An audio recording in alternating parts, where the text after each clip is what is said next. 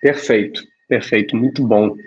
Uma coisa que eu fiquei matutando aqui enquanto você estava falando é o seguinte: a gente tem empresas que eles precisam nascer com essa lógica, porque senão você não vai entender como são as mecânicas do negócio e você não vai conseguir tomar decisão, ter um planejamento estratégico, ter uma gestão financeira alinhado com esses fundamentos, né? Que são as empresas que nascem na nova Sim, economia, com base sim. tecnológica, que tem que fazer muito capex em software e imagina que o retorno desse capex vai vir ao longo do tempo com essa aquisição dos clientes e mantendo esses clientes numa base recorrente. E aí entra um monte de outras métricas em cima que a gente vai entrar de churn, etc. e tal.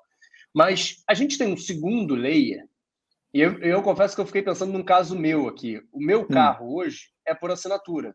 é. Então eu tenho um produto da velha economia, vamos chamar assim, Uhum, mas que está sim. sendo ofertado agora com uma lógica de serviço que é muito da nova economia. Como é que esses negócios que estão assim, um pouco o pé na lancha, o pé no cais, como é que esses Hum. negócios têm que olhar para a sua gestão financeira? Ô Pedro, é um caso interessante e, na verdade, tem conceitos muito novos que poderiam ter sido usados, por exemplo, por uma editora, por exemplo, que tinha revistas, né, que sempre foram por assinatura, né, desde sempre, né, as grandes editoras do Brasil e de fora, mas são conceitos financeiros que nem existiam naquela época, né?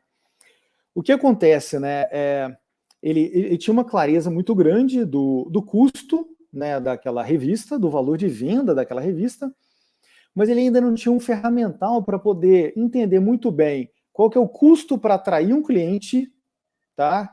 Que vamos dizer, aquele custo que está acontecendo no presente, e qual vai ser principalmente o tempo de vida daquele assinante da revista, de tal modo a gente ter uma ideia de quanto lucro esse cliente vai trazer para a gente ao longo do tempo.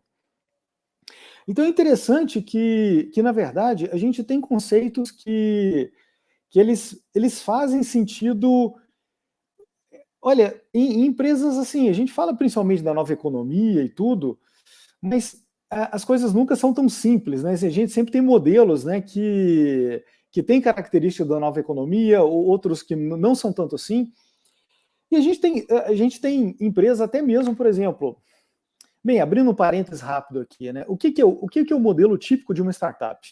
É você ter um investimento muito grande e depois você tem um custo marginal extremamente pequeno, né? De tal modo que depois você vai vender, por exemplo, a assinatura daquele seu software por, sei lá, 100, 200, 300 reais por mês, e o seu custo para cada cliente adicional é muito pequeno. Isso é um modelão básico de um negócio inovador. Mas você tem uma série de ramificações, né? Você pode ter alguns casos que você está trabalhando com um produto físico, como esse que você falou, e você pode ter também casos como, olha que interessante, uma empresa que a gente considera totalmente, né, uma startup, uma empresa tecnológica, mas que foge totalmente desse padrão que é Spotify, tá?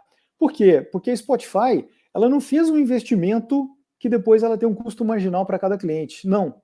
Para cada cliente que ela recebe, né, que ela fatura, né, que ela tem, ela precisa mandar 70%, 80% daquele valor direto para as gravadoras. Então, você olha para uma empresa dessa, você falou, olha, ela tem uma série de características de negócio escalável, startup, negócio moderno, mas do ponto de vista financeiro, ele não é um negócio tão escalável, já que você tem um custo a mais para cada cliente a mais, né, em vez de escalar. E se você olha, por exemplo, para um negócio como esse que você falou, você tem características de negócios novos, mas usando um modelo também que é, né, relativamente antigo, né? Porque em alguns aspectos você pegou um modelo de aluguel de veículos, né? E colocar uma roupagem nova, umas características um pouquinho mais modernas. Então, assim, cada caso é um caso, né? A gente não pode chegar com uma caixinha, né? Falar, faz isso aqui, né?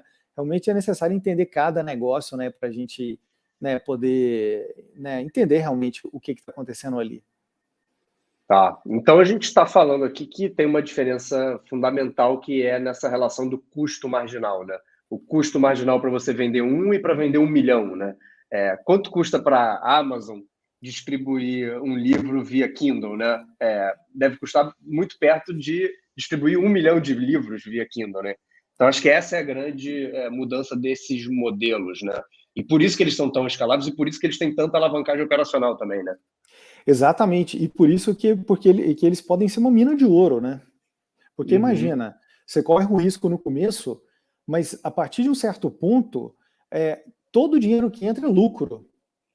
Então não é à toa que se realmente cria tanta falação, tanta notícia em cima das empresas de base tecnológica.